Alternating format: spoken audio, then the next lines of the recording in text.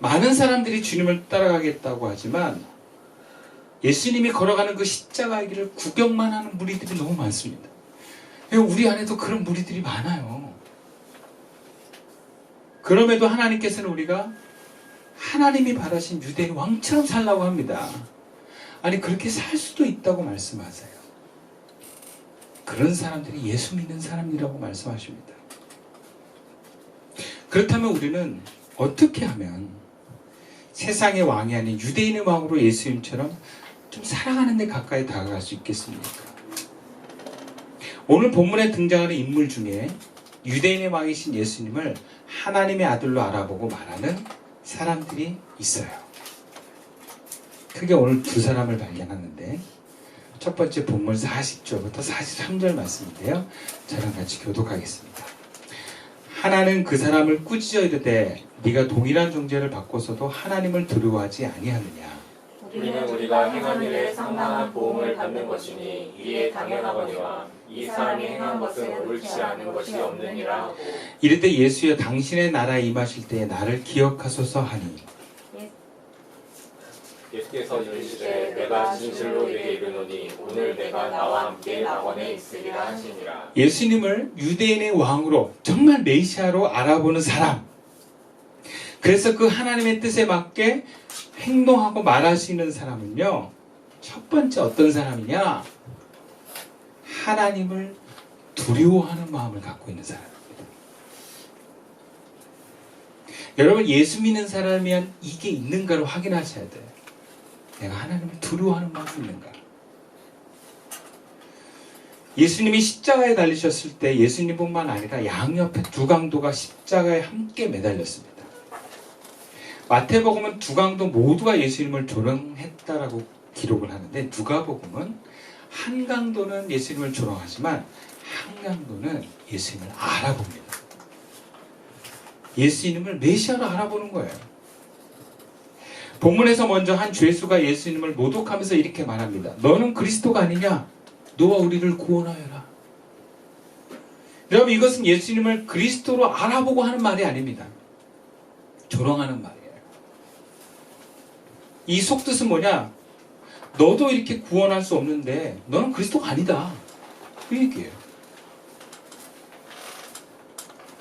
십자가에 달린 그 죄인은 지금 예수님을 그리스도로 알아보지 못하고 있는 사람입니다. 그런데 다른 한쪽에 있는 죄수는 그렇지 않습니다. 놀랍게도 그는 십자가에 달린 예수를 하나님이 보낸 그리스도로 알아봅니다. 그래서 예수님을 모독한 다른 죄수를 꾸짖고 예수님께 부탁합니다. 주님이 주님의 나라에 들어갈 때 나를 기억해 주십시오. 그러니까 예수님을 지금 하나님 나라에 들어갈 자로 보고 있는 거예요. 메시아로 보고 있는 것입니다. 예수님을 알아본 거예요. 저주받아서 뭔가 하나님보다 떨어진 존재가 아니라 하나님께로 가는 구원받은 존재로 보고 있는 것입니다. 여러분, 같은 죄인인데 어떻게 한 죄인은 예수님을 못 알아보고 다른 한 죄인은 예수님을 알아볼 수 있을까요? 예수님을 알아본 죄인의 말에 그가 다른 죄와 다른 점을 발견할 수 있습니다. 본문 40절 말씀이에요. 함께 읽어볼까요? 시작. 하나는 그 사람을 꾸짖어 이르되 네가 동일한 존재를 바꿔서도 하나님을 두려워하지 아니하느냐. 예수님을 모독한 그를 꾸짖으면서 이렇게 말합니다. 똑같은 처형을 받고 있는 주제에 너는 하나님이 두렵지도 않느냐? 그럼 지금 이 예수님을 알아본 죄인이 어떤 사람입니까? 하나님을 두려워하는 사람이에요. 하나님을 두려워하는 사람이 어쩌다 이런 십자가의 처형까지 왔는지는 모르겠어요. 그래서 또 다른 주석에는 이 사람은 강도죄가 아니라 정치적인 어떤 밀란이 일으킨 죄인이다. 로마하고 어떻게 이렇게 싸우다가 걸린 죄인이다. 이렇게 또 묘사하는 해석도 있어요. 근데 어쨌든 그는 십자가에 죽는 그 순간까지 하나님을 두려워하는 사람이었어요. 그리고 메시아를 알아본 사람이었습니다. 여러분, 정말 예수 믿는 사람들의 공통점이 있어요. 그게 뭐냐? 하나님을 두려워합니다. 그냥 무서워하는 게 아니라 그분의 현존을 두려워해요. 그분 앞에 섰을 때 어떤 심판에 대한 어떤 그분의 나에 대한 뜻이 굉장히 중요한 사람이 있어요.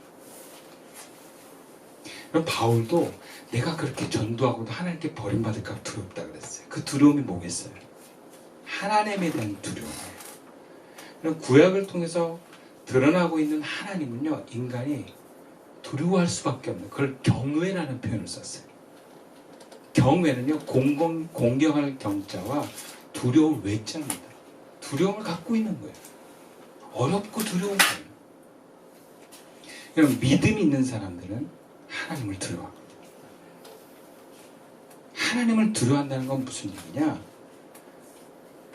나를 향한 그 하나님의 뜻에 순종할 수밖에 없는 걸 얘기를 해요. 그래서 하나님이 나에게 명하시는데 진짜 하기 싫은데 하나님 뜻이니까 싫어도 해야지 라고 얘기할 수밖에 없어요. 그분을 두려워하기 때문에. 물론 하나님을 만나서 그 경외함을 경험했다가도 잃어버리는 사람도 있어요. 그래서 죄짓기에도 담대하고 하나님의 뜻을 저버리기에 담대한 사람도 있습니다. 그래서 결국 점점 하나님과 멀어지면서 하나님과 끊어진 사람도 있어요.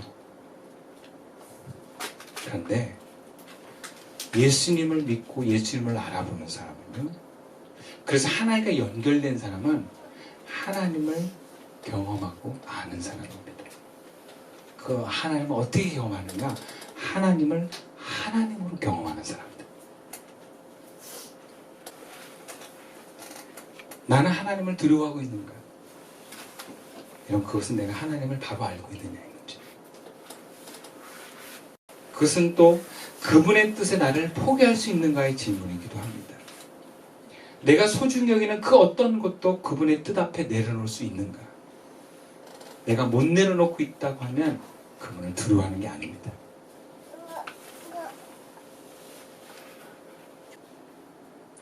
솔직히 제가 하나님의 뜻에 순종할 수밖에 없는 가장 큰 간의 힘은 하나님에 대한 두려움입니다.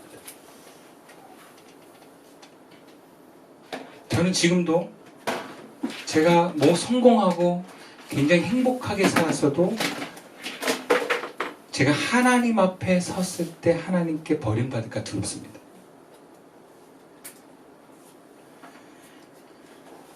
또 나를 향한 하나님의 뜻에 불순종하게 되면 저는 은혜가 떨어지는 게 두렵습니다. 그럼 사람이 살만하면 제일 위험한 게 뭔지 아세요? 은혜가 끊어져도 끊어질지 몰라요. 저는 그 옆에 있는데 보이더라고요. 본인은 모르더라고요. 왜? 먹고 살만하니까. 그러나 저는 은혜가 끊어지면 모든 것이 끊어질 것 같다는 마음이 듭니다. 그래서 솔직히 두렵습니다. 은혜가 끊어진 게 두려워요. 그 두려움이 저를 하나님의 뜻에 순종하게 합니다. 그 두려움이 나를 오늘도 세상의 왕이 되고 싶은 유혹을 이기게 해줍니다. 그래서 저는 이 두려움을 참 고맙게 여깁니다. 감사하게 여겨요. 저는 하나님 앞에서는 그 순간까지 이 두려움이 좀 있었으면 좋겠어요. 나쁜 의미가 아니라 좋은 의미로. 여러분, 사람을 망가뜨리는 게 뭔지 아세요? 긴장이 없어지는 것입니다. 우리 현이도 있지만 제가 우리 현이 보면 참 신기한 게 많아요. 저 때와 비교했을 때 보면 이렇게 공부를 안 할 수가 없어요. 중3. 저는 그래도 열심히 했거든요. 왜냐하면 저희 때 연합고사라는 게 있었잖아요. 시험에서 떨어지면 고등학교를 못 갔어. 그러니까 매번 시험 보고 그 점수를 보면 공부를 안 할 수가 없어요. 고등학교 떨어질 것 같으니까. 그리고 학교도 공부를 막 하게 만들었어요. 안 하면 막 때렸어요. 성적순으로 사람을 세워놓고 창피를 줬어요. 라떼는 그랬어요. 라떼. 그러니까 사실 두려워서 공부했어요. 긴장을 늘 하니까 안 할 수가 없었죠. 대학에 들어가서도요, 제가 장학금 받았는데 A를 못 받으면 장학금 못 받아요. 그러니까 돈이 막 넉넉하지가 않으니까 그 장학금 받으려고 그냥 긴장하면서 그냥 열심히 하는 거예요. 두려움이 저를 공부시켰어요. 솔직히 말하면. 근데 저는 그 두려움이 지나고 나니까 고맙더라고요. 그래서 여러분, 신앙도 그런 면이 있어요. 하나님은 우리에게 의도적으로 겁을 주시는 분은 아니지만 하나님을 두려워하는 사람과 두려워하지 않는 사람은 신앙생활이 확연하게 다릅니다. 하나님을 두려워하지 않는 사람은요, 죄짓기에 담대합니다. 제가 뭐가 두렵겠어요, 내가. 하나님을 두려워하지 않는 사람처럼 신앙생활 제대로 하는 사람 전 못 봤어요. 인간이 그래요. 자원에서 예수 잘 믿기 정말 어렵습니다. 그래서 다른 건 몰라도요, 하나님을 두려워할 줄 아는 사람은 복입니다. 그래서 성경도요, 인생을 가장 안전하고 화려하고 가장 만족스럽게 살아왔던 사람 한 사람 꼽으라 그러면 솔로몬 왕이었어요. 근데 그가 죽기 전에 마지막으로 했던 고백이 전도서 12장 13절과 14절 말씀이에요. 제가 읽어드릴게요. 일의 결국을 다 들었으니 하나님을 경외하고 그의 명령들을 지킬지어다. 이것이 모든 사람의 본분이니라. 하나님은 모든 행위와 모든 은밀한 일을 선악간에 심판하시리라. 여러분, 심판받는데요. 누구는 그래. 예수 믿으면 우린 심판에서 제외돼. 장담할 수 있어요? 갔다 오셨어요? 여러분 삶에 하나님 앞에 당당할 수 있어요? 저는 그렇지 않았어요.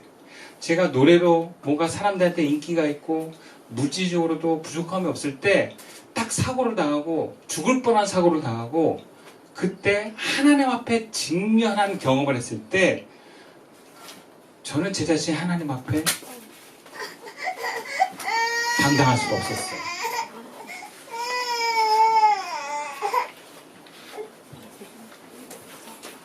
여러분, 정말 지금 내가 하나님 앞에 섰을 때 부끄러움이 없으십니까?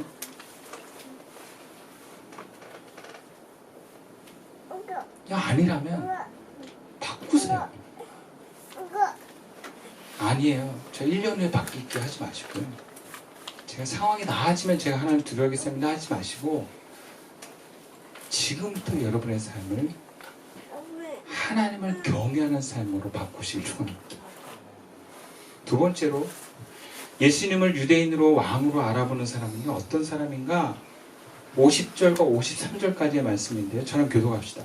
공의 유언으로 선하고 의로운 요셉이라는 사람이 있으니 그의 결의와 행사에 참담하지 아니한 자라. 그는 유대인의 돈에 아리마다자 사람 하나님의 나라를 기다리는 자라. 그가 빌라도에게 가서 예수의 시체를 달라 하여 이를 내려 한번못 싸고 아직 사람을 장사한 일이 없는 바위에 판 무덤에 넣으니.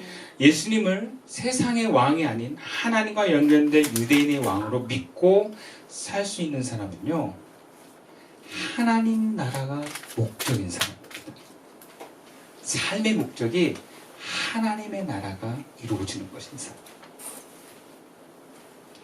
강도 중 한 사람이 십자가에 달리신 예수님 옆에서 예수님을 메시아로 알아보았다며 오늘 본문 끝에 아리마대 요셉이라는 사람은 죄인이 아님에도 예수님을 알아봅니다. 그의 행동을 보면 그는 분명히 예수님을 메시아로 알아본 사람입니다. 예수님이 공에 의해서 불의하게 재판을 받을 때도 그 혼자서 예수님이 죄가 없다고 반대한 사람이에요. 여러분, 그럴 수 있습니까? 모든 사람이 다 예수님을 죽이자 그러는데 혼자서 그는 죄가 없습니다라고 얘기할 수 있겠어요? 그리고 예수님이 십자가에 죽임을 당했는데 아무도 그 시체를 찾아가지 않았는데 가족들도 제자들도 찾아가지 않았는데 왜 안 찾아갔겠어요? 같은 도당이라 하여 혹시 해를 입을까 봐.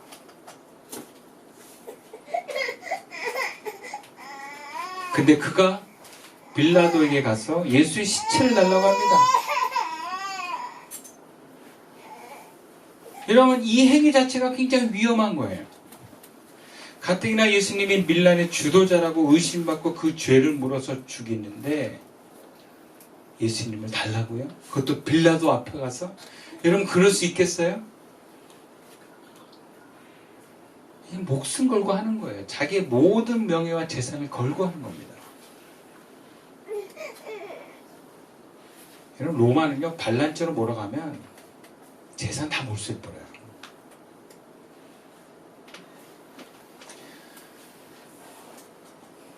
또 그는 예수님을 최선을 다해서 장례를 치릅니다. 왕처럼 장례를 치러요. 지금도 가보면 예루살렘 성 주변에 무덤이 굉장히 많거든요. 근데 뭐라 그러냐면 다 이 무덤들이 예수님 메시아가 다시 오실 때 부활할 것을 기대하는 사람들이 죽은 거래요. 그래서 예루살렘을 중심으로 순서대로 부활하기 때문에 예루살렘에 가까울수록 무덤자가 비싸대요. 지금도 그렇게. 그런데 하물며 지금 예루살렘 성 안에 있는 무덤이에요. 지금 가보면 예수님의 무덤은 예루살렘 성 안에 있어요. 골고다 바로 근처에 있어요. 그리고 뭐라 그래요? 한 번도 써보지 않은 비싼 무덤이에요. 가장 최선의 장례를 치르고 있는 것입니다.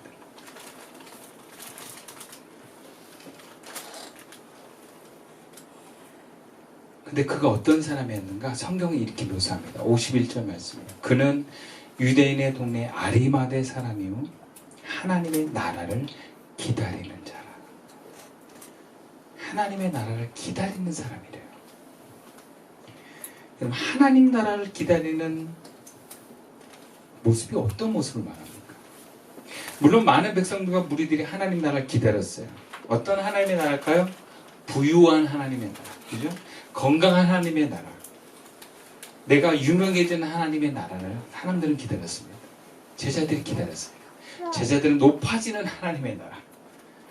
가난한 사람들은 물질이 풍족해지는 하나님의 나라. 질병에 걸린 사람은 병이 치유되는 질병이 없는 하나님의 나라를 기다렸죠. 근데 요셉이 기다리는 하나님의 나라는 그렇지 않았다는 거예요. 왜? 이미 아리마대 요셉은요 다 있어요. 그는 이미 부유합니다. 그는 이미 공회의원에서 높은 수준과 자리에 있는 사람이에요. 아쉬울 게 없는 사람이에요. 그럼 그가 기다리는 하나님 나라는 무엇이겠습니까? 성경에서 말한 대로 하나님의 통치가 회복되고 하나님이 실제 임하는 그 하나님의 나라. 내가 잘 되는 하나님의 나라가 아니라 하나님이 오시는 그 하나님의 나라. 그래서 하나님이 다스리는 그 하나님의 나라. 단순히 우리 몸이 배부르고 내 마음이 안전하고 만족스러운 그런 하나님의 나라가 아니고 하나님의 뜻 가운데서 이루어지는 그 하나님의 나라를 기다리는 사람이었다.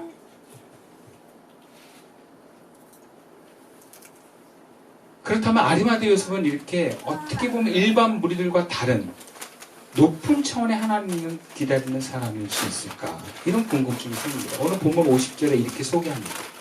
공회의원으로 선하고 의로운 요셉이라는 사람이 있으니 그래요.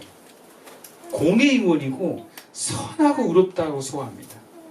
그럼 선하고 의롭다고 하는 것은 마음이 잘 다스려진 상태를 말해요. 그냥 단순히 착한 사람이 아니에요. 착한 사람은 뭔가 때묻지 않고 신성이 맑은 사람을 얘기하지만 여기서 말하는 의로운 사람이다, 선하다라고 하는 것은 어떤 마음이 잘 다스려지고 욕심과 죄가 다스려져서 뭐가 옳고 그른지 아는 사람. 그래서 예수님에 대한 재판도 바르게 판단할 수 있었던 거예요. 끌려가지 않았어요. 뭐가 진실인지 아는 사람이었어요. 우리나라 선비를 연상시킵니다. 진리를 아는 사람이에요. 그리고 공회의원은요, 단순히 부유한 사람만을 대상으로 하지 않고 율법에 능통하고 사람들에게 인정받을 정도의 덕망이 있어야 됩니다. 그런 교육과 인성을 겸비한 사람임을 보여줍니다. 그럼 하나님을 바로 알려고 하는 사람들, 그래서 말씀을 깊이 연구하면서 그렇게 살려고 하는 사람들, 그래서 진리를 소중히 여기고 하나님을 바로 알려고 하는 사람은요, 하나님 나라를 높은 차원으로 기대하게 됩니다. 왜 대중들이 배부르고 뭔가 질병에만 그렇게 의미 부여하냐? 먹고 사는 일을 뛰어넘을 수 없기 때문에 그래요. 그러니까 생존이 중요한 사람들은 높은 수준을 사실 기대할 수 없어요. 근데 그런 걸 뛰어넘어서 뭔가 진리를 탐구하고 하나님을 알려고 하는 사람은 점점 하나님을 향한 그 하나님의 뜻에 가까운 진리를 알게 됩니다. 마치 군자를 지향하는 선비 같은 그 깨달음이 오는 것입니다. 여러분도 아시겠지만 우리나라 기독교가 처음 들어왔을 때 여러분 한국의 기독교의 초기는요 그냥 누구나 쉽게 믿을 수 있는 종교가 아니었어요. 한국의 기독교는 선비들이 받아들이고 믿을 수 있는 종교였습니다. 그래서 민족을 이끄는 정신적인 지도자들이 예수를 믿었어요. 그러다가 전쟁을 지나고 교회를 통해서 대중화가 된 것입니다. 그러나 정말 우리가 기독교에서 말하는 진리와 하나님에 대한 이해는 계속해서 진리를 알아가면 알아갈수록 보여지는 것이 진리입니다. 그래서 여러분 진리를 알아가셔야 돼요. 10대 알던 예수님은 20대 가면 새롭게 알아가셔야 돼요. 저도 이제 50이 됐거든요. 50에 경험하는 그 예수님을 새롭게 알려고 지금 공부하기 시작했어요. 저 지금 다시 성경을 연구합니다. 그냥 설교를 위한 성경 연구가 아니라 학문을 위한 공부를 다시 시작했어요. 하나의 기회를 주셔가지고. 여러분 성경도요 여러분이 진리를 아는 만큼 보여줍니다. 여러분 언제까지 옛날에 알던 그 예수님을 머물겠어요? 이렇게 진리를 계속 알아가는 사람만이 하나님이 원하시는 하나님 나라를 기다릴 수 있습니다. 그리고 하나님 나라를 기다리는 사람은 예수님께 자신의 것을 내어드릴 수 있는 사람이 됩니다. 왜? 그 하나님 나라를 이루어가시는 분은 예수님이기 때문에.